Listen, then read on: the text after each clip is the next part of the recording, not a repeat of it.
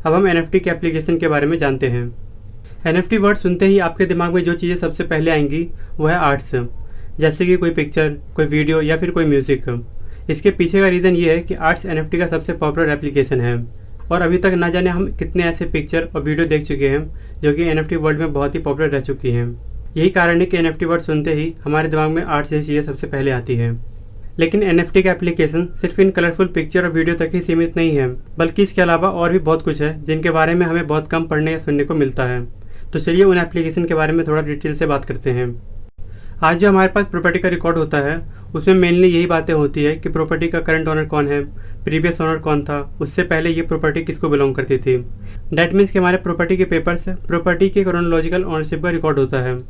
और अगर आप ब्लॉकचेन के बारे में थोड़ा बहुत जानते हैं तो आपको पता होगा कि ब्लॉकचेन टेक्नोलॉजी भी कुछ इसी तरीके से काम करता है, जिसका मतलब ये है कि रियल एस्टेट के रिकॉर्ड को ब्लॉकचेन में बहुत अच्छे से इम्प्लीमेंट किया जा सकता है। मान लीजिए कि एक ऑनलाइन रियल एस्टेट कंपनी अपने कस्टमर को एक हाउस सेल करती है, तो बजाय सेल डीड और लीगल पेपर जनरेट करने के कंपनी एक NFT और इससे रिलेटेड प्राइवेट की और पब्लिक की इशू कर सकती है जो रिप्रेजेंट करेगा उस हाउस को जिसे कस्टमर ने बाय किया है।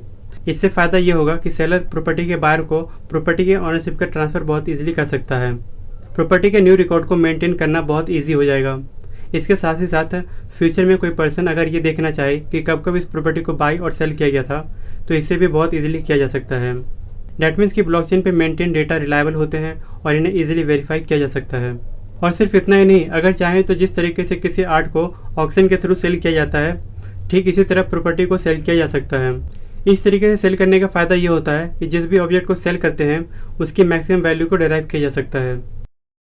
NFT का यूज़ फिजिकल टिकट सिस्टम को रिप्लेस करने के लिए किया जा सकता है। हालांकि बहुत सी चीज़ों में हम ऑलरेडी फिजिकल टिकट की बजाय डिजिटल टिकट का यूज़ कर रहे हैं, लेकिन NFT इन्हीं चीज़ों को इम्प्रूव कर सकता है। अब बात करते हैं कि कैसे इसका यूज़ गेम्स में किया जा सकता है। इसको एग्जाम्पल से समझते हैं। जब आप PUBG खेलते हैं और एक स्पेसिफिक चैलेंज को कंप्लीट करते हैं तो रिटर्न्स में आपको रोल पॉइंट्स मिलते हैं। रोल पॉइंट्स कुछ और नहीं बल्कि रिवॉर्ड पॉइंट्स होते हैं जो इस बात को सिम्बलाइज करते हैं कि आपने गेम में कैसा परफॉर्म किया है। बहुत बार ऐसा होता है कि आपको रिवॉर्ड के रूप में पॉइंट्स के अलावा कुछ और भी मिलता है, जैसे कि पावरफुल गन या फिर किसी तरह का एडिशनल कैरेक्टर।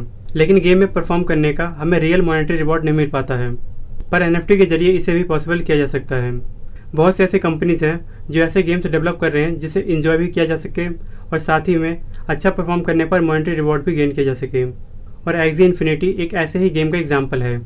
अब हम बात करते हैं कि कैसे इसका यूज़ सप्लाई चेन में किया जा सकता है। देखिए, प्रोडक्ट की मैन्युफैक्चरिंग से लेकर इसकी डिलीवरी करने तक प्रोडक्ट किन किन चेक पॉइंट से होकर गुजरता है इसका रिकॉर्ड रखा जा सकता है। इसका फ़ायदा ये होगा कि इससे पता चल जाएगा कि कस्टमर ने जो प्रोडक्ट रिसीव किया है वो ओरिजिनल प्रोडक्ट है या फिर कोई फेक प्रोडक्ट है। इन सब के अलावा NFT का यूज़ इंटेलेक्चुअल प्रॉपर्टी राइट को डिस्ट्रीब्यूट करने में किया जा सकता है। NFT का यूज़ मेटावर्स में लैंड सेल करने के लिए भी हो सकता है। तो जिस तरह से रियल वर्ल्ड में लैंड के ऑनरशिप को डिस्ट्रीब्यूट करने के लिए NFT का यूज़ किया जा सकता है, ठीक उसी तरह से वर्चुअल वर्ल्ड में भी लैंड की एक्विजिशन या फिर लैंड को सेल करने के लिए NFT का यूज़ किया जा सकता है।